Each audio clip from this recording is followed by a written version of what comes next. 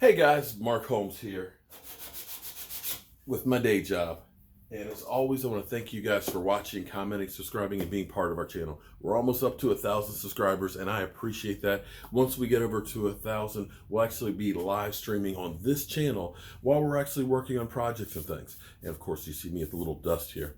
So I had a question, and if you have questions, feel free to leave them in the comments. I'll be happy to do a video about any questions about tools or trying to fix something and things, and try and get you the answers as best I can. I don't know everything, but I do think I know quite a bit.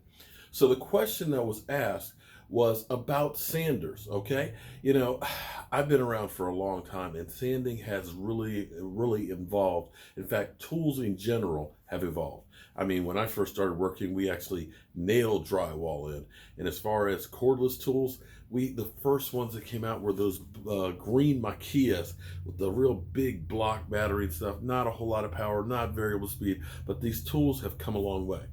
So, sanding. What kind of sanders should you get? Well, first of all, you have to ask yourself, are you just going to do one or two projects, or are you going to be doing a lot of working stuff for years? Well, one thing I always say is don't just go for the cheap product, because the cheap price isn't always a cheap price. You may buy something and it looks nice, it sounds good and everything else, but you'll end up not having enough power. And as you start developing and getting better and better with woodworking skills or work that you're doing, you'll find out that, yeah, this just really does not do the job. And so you want to be able to get good tools that are going to last.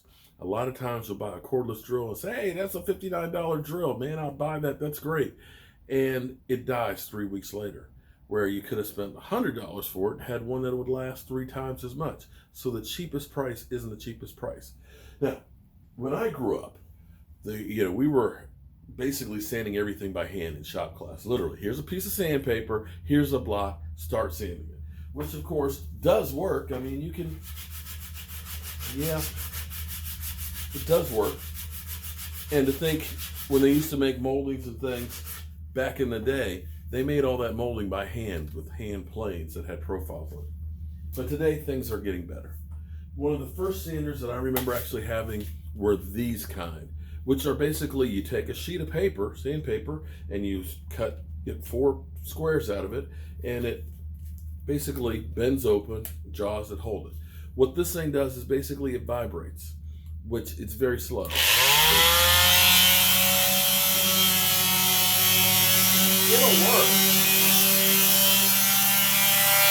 It'll work. It's very slow. And if you have, just minor work and stuff, price wise, they're about 29 bucks. They work. This one I've had forever, and I just literally don't use it anymore. Okay.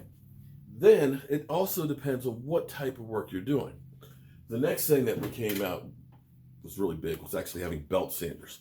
And these are great if you need to do some real aggressive work, because it's literally a belt that's going around and around in circles and stuff. And it's got a lot more power, and it has some dust collection, so you don't get quite as much dust and stuff on you. And they're good, like, when you need to do like a whole lot of deep work, you can put an aggressive blade, a piece of paper on here, take it up. If you need to sand some floors and things, most of your floor sanders have the same technology. And it's great, but there's a problem with this. And what happens is, because it's just going in a straight circle, it's real aggressive, and it'll leave a lot of scratches on it. In which case, then you would need to come behind with our vibrating sander and try and take some of those out, or sand it out by hand. But again, if you need to go ahead and do something really aggressive, let me grab a little piece of wood here.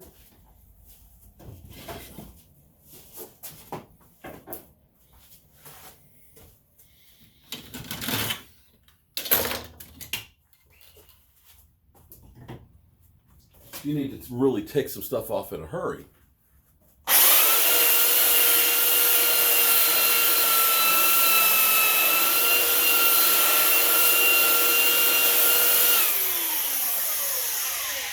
You can do that.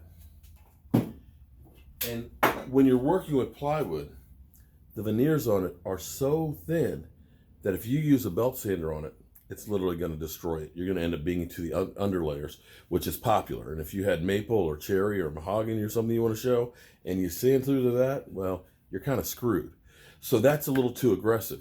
But if you're taking, like, let's say, if you're hand sanding out something like this that you're trying to get nice and flat and things, where you've got a lot of humps and bumps, you want to use something like a belt sander to go ahead and get it down even. But one trick that you'll want to do is to try and make sure you don't dig and gouge too much is take a pencil and just go across your pieces of wood like this. And what you'll do is you'll go through and you will sand all the pencil marks out. And as you go through with each layer, you want to go, start out maybe a 60, an 80, 100, 150, 200, and so on. Because basically sanding is scratching the wood, but just putting finer and finer scratches in it. Now, one of the best ones, technology got much, much better. And I think I actually have one of the first ones that I had gotten, which was a 6-inch random orbital sander. Okay, if you've ever seen, like in a body shop where they got the sander, it's a disc sander, but it just goes in a complete circle and it leaves swirl marks. What these do is they do like a random orbital pattern, so it's not exactly the same. It doesn't leave the scratches. This one was a 6-inch, it was really big, but unfortunately the hook and loop on this wore out, and I never got another pad for it. But this is actually the second one that I got. The original I had was a 6-inch Bosch. It was really, really heavy, and that's where this is kind of heavy, and when you're doing a whole lot of sanding, it wears you out. But they got better, and they got a little smaller. This is a 5-inch one. These are about $100. This is actually a DeWalt one, which I like DeWalt tools. They have a DeWalt repair place that's not too far from me. And if you take tools over there, pretty much they charge you a straight fee, and no matter what's wrong with it, they'll fix it, and it'll come back looking like it's brand new. But now, let me show you what this does. See, these are actually a great general purpose sander that you can do a lot of stuff with it, because you can put an aggressive pad on it. Now take a look.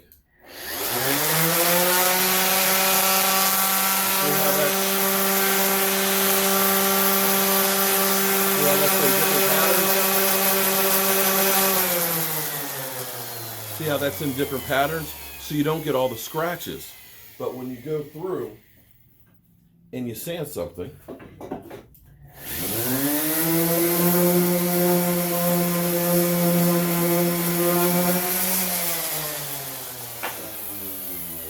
you can sand that veneer really nice and smooth. And if you put on a coarse blade, of course you can sand it out real well and it'll work really good. Now, also too, this is one of the early tools that I got as well. This is actually like a detail sander. And this one actually had peel and stick sandpaper. You can see it's kind of like this oblong shape. Well, they've kind of gotten better. Like I said, I've had this one probably for 15 years.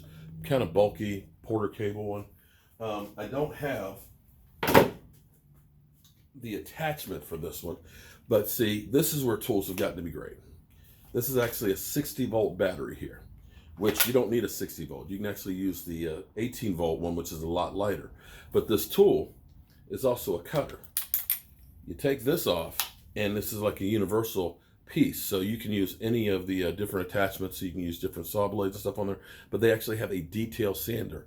It's a triangular shape, and it's peel and stick. So you can reuse the paper, and it's easy to change. And literally, it vibrates. Oh, put the blade back on. It vibrates at like a supersonic speed. So you can see when you put the sanding head on there, you can get into the little corners and cracks because it comes to a point. And the great thing is you don't have to be plugged in. And with the 60-volt battery, this thing will go for hours. Now, and again, this is where the technology has gotten to be great. And this is one of those things, if you're gonna do a lot of work, you're actually better off investing a little more money. What DeWalt has actually done, okay, this is just like my big, bulky sander right here. This thing is heavy as can be. This is lightweight, and I don't have a plug. It's variable speed. That's the slowest speed. All the way up to that. So you can easily, without fatigue, because it's got a great grip on it, it's not a whole lot of weight, easily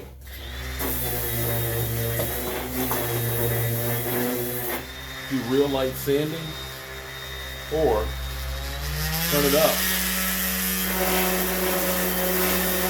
For more aggressive work, and when you need to change the blade, you pull it off, boom, and it sticks right back on. So for ease of use. Now the great thing about DeWalt is this, and this is what I would recommend if you're going to start buying tools, is go out, buy yourself. You can get like a DeWalt set, or if you don't like DeWalt, there's other manufacturers and things, but pretty much all of them are about the same. But buy yourself like a 2 drill kit. It'll come with a battery charger. It'll come with a couple of batteries. You'll get like a impact drill, and you'll get like a regular drill. So now you've got your drills, and you got a couple of batteries. Because then what you can actually do is you can purchase the tools separate. So like this sander here, I think is about $129, but it's well worth the money, and you don't have to buy another charger and battery, because I have literally tons and tons of DeWalt tools, but the batteries all fit each other. And in fact, I actually have a 4-bank battery charger.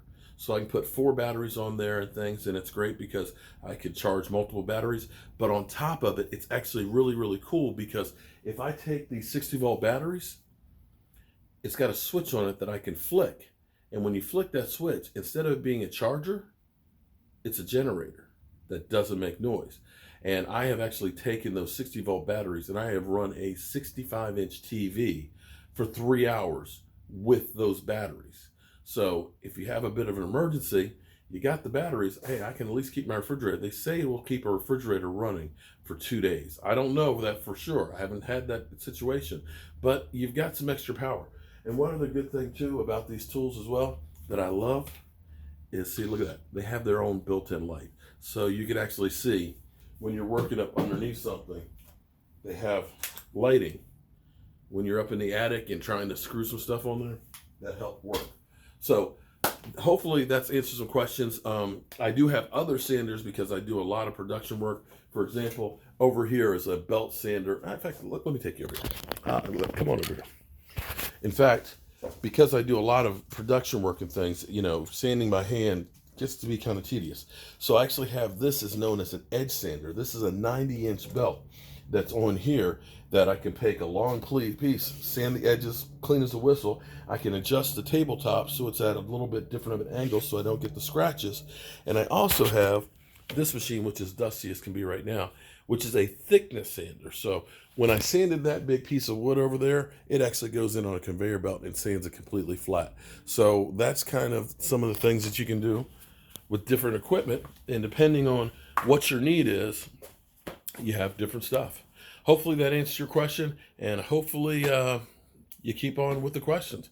I'm Mark Holmes, and well, thank you for joining my day job. I'll see you soon.